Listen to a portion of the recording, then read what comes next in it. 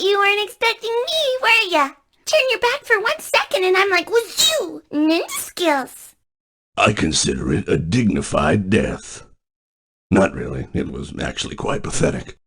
Don't you hate getting killed by obscure secondary characters? What did you think of my act?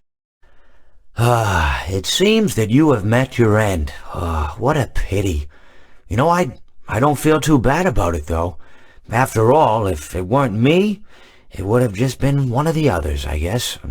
I'm honestly just glad to be out of those air ducts.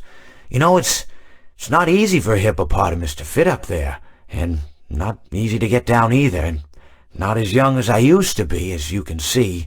I used to be able to do all sorts of things. You're young, you're vibrant, you have that sort of pep in your step. It reminds me of a conversation I was having with one of my good friends, Orville. We were having a nice picnic one day.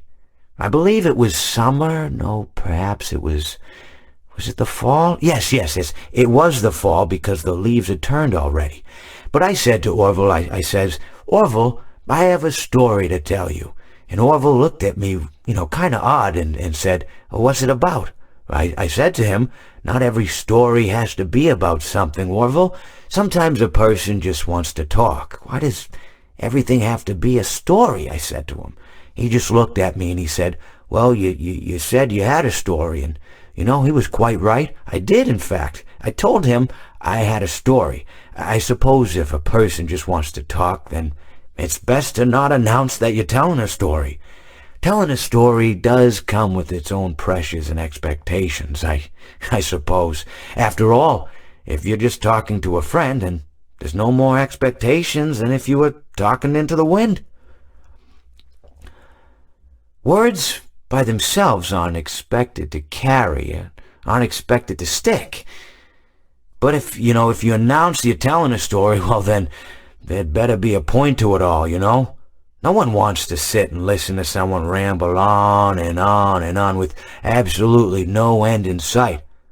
So, it's good to be mindful that when you tell someone that you're about to tell a story, that you have something to say. Telling someone that you're going to tell them a story is tantamount to asking them to stop what they're doing and pay attention. You're basically saying, hey, buddy, stop everything. Stop what you're thinking. I have a solution to everything. And, well, I didn't really have any story to tell. In hindsight, I probably just misspoke when I said that I had a story.